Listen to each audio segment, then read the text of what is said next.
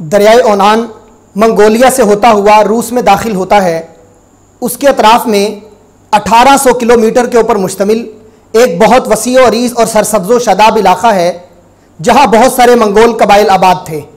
उन कबाइल में से एक कबीला जिसका नाम बोर्जिगन था, उस कबीले का सरदार यसुखई था। 1162 में यसुखई के यहाँ एक बेटा पैदा हुआ, जिसका नाम उसने अपने मफ्तू दोस्त के नाम पर तैमूजन रखा। यही तैमूजन बड़ा होकर चंगेज़ खान के नाम से मशहूर हुआ। हैरानी की बात यह है कि जब तैमूजन पैदा हुआ तो उसके हाथ में एक खून का लोथड़ा था, जिसको देखकर क्याफा शनासों ने यह कहा कि यह बच्चा बड़ा होकर बहुत ज़्यादा खूनखार और लड़ाका साबित होगा। इस बात के बाद यसुखई ने अपने बेटे तैमूजन की तरबियत ही जंगी माहौल में करना शुरू कर दी। बचपन से ही तीरंदाजी, घुड़सवारी और दूसरे तीसरे उमूर उसे सिखाना शुरू कर दिए। जब तैमूजन 9 साल का हुआ तो यसुखई ने गरात कबीले की 10 साला बोरते के साथ उसकी मंगनी कर दी।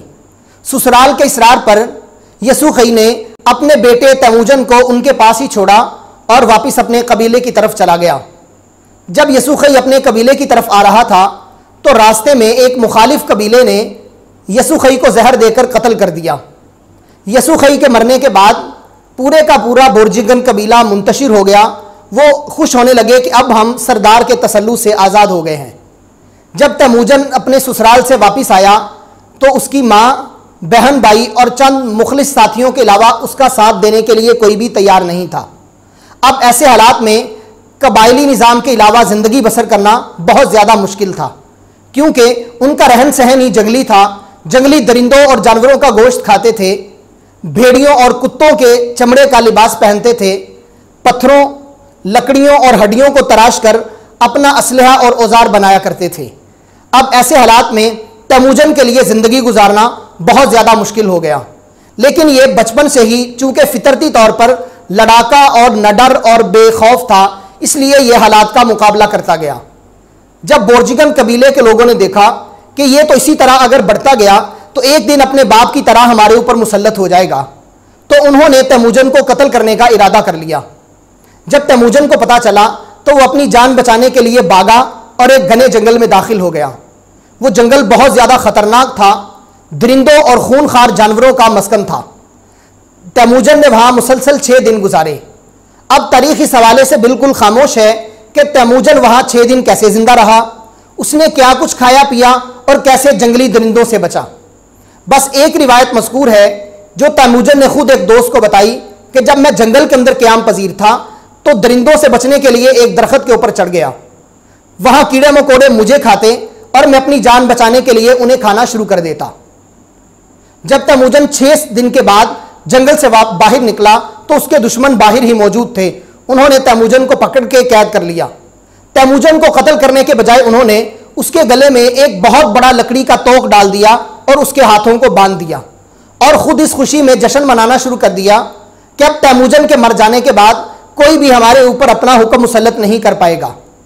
अब तैमूजन चूंकि बहुत ज़्यादा चालाक और होशियार था, इसने उनके जश्न से फ़ायदा उठाया और जान बचाकर भाग निकलने में कामयाब हो गया। अब इसके बाद उसके अंदर और भी ज़्यादा एतमाद पैदा हो गया कि मैं मौत के मुंह से बच आया हूँ, अब मुझे कोई ख़तरा नहीं है।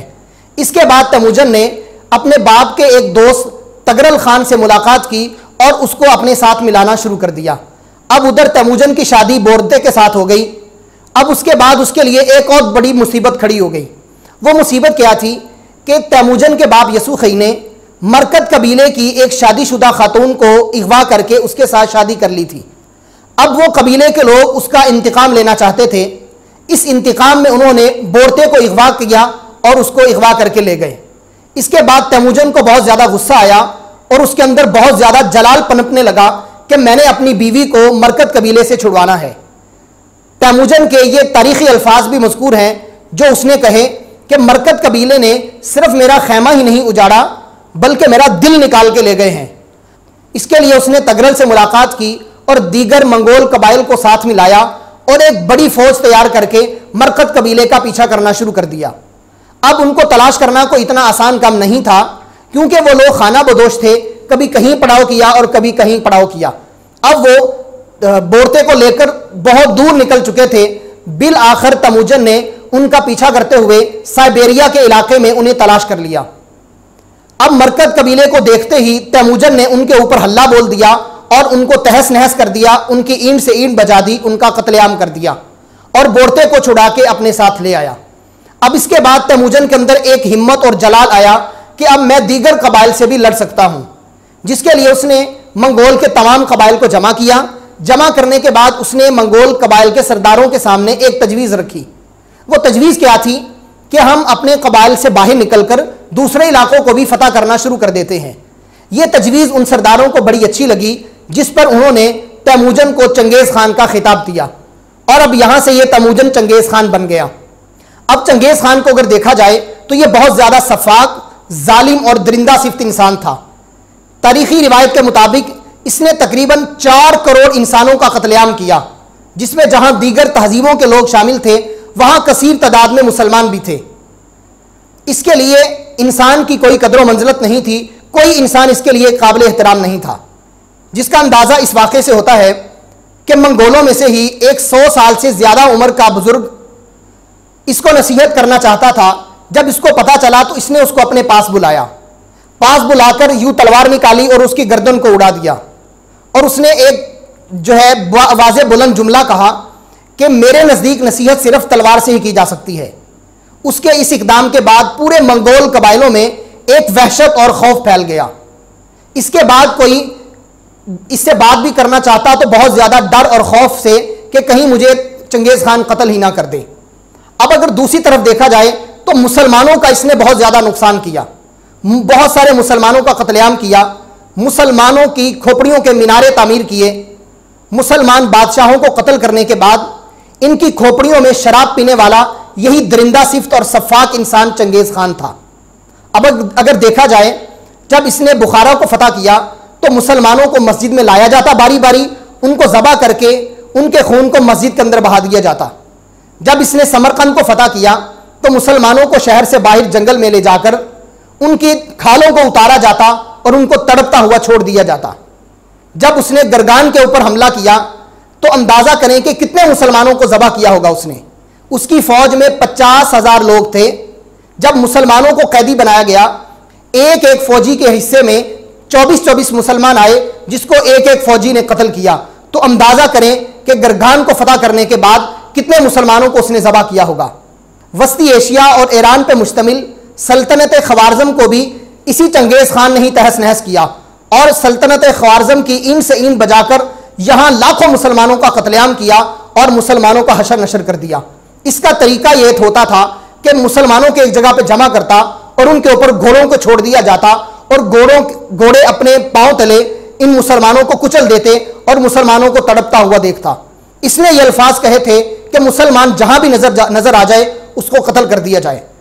तो इसने जहां दीगर कबाइल के ऊपर हमले किए, चीन के ऊपर भी इसने मुतअद्दिद हमले किए। 2 हमलों में यह कामयाब हुआ। तीसरे हमले के दौरान इसकी वफात हो गई 18 अगस्त 1227 को और वफात से पहले इसने अपने अहबाब को, करीबी लोगों को जमा किया और ये वसीयत और नसीहत की कि मेरे मरने के बाद मेरी कब्र के निशानात को मिटा दिया जाए, मेरी मौत और कब्र को लोगों से मख्फी रखा जाए। तो वाकई जब यह फौत हुआ तो इसकी कब्र के ऊपर घोड़ों को दौड़ाया गया, दरिया के रुख को इसकी कब्र की तरफ मोड़ दिया गया। 2017 में फौत होने वाला असारे कदीमा का एक बहुत बड़ा माहिर मावरे, उसने 40 साल अपनी ज़िंदगी के सिर्फ चंगेज़ खान की कब्र को तलाश करने में गुजारे। बिल आखिर वो इसमें नाकाम हुआ और उसको चंगेज़ खान की कब्र के कोई निशानात तक नहीं मिले। यहाँ हमें एक बहुत बड़ी हकीकत समझ आती है कि जिस तहजीब, जिस तमद्दुन, जिस कल्चर और सकाफत को ख़त्म करने के लिए चंगेज़ खान ने करोड़ों मुसलमानों का कत्लेआम किया, वो तहजीब आज भी अपनी पूरी आबोताब के साथ मौजूद है, जिंदा और जावेद है, जबकि चंगेज़ खान की कब्र तक के निशानात दुनिया से मिट गए हैं।